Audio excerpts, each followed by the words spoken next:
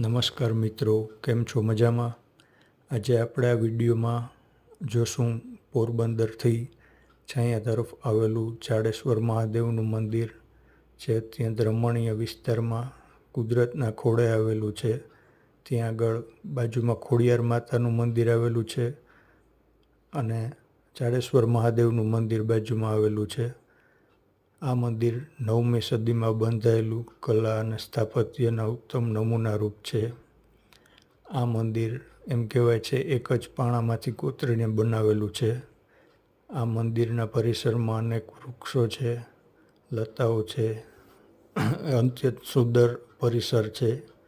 આ મંદિરના પરિસરમાં માતા અંજનીનું પણ મંદિર આવેલું છે, જે ખૂબ જ પુરાતન છે.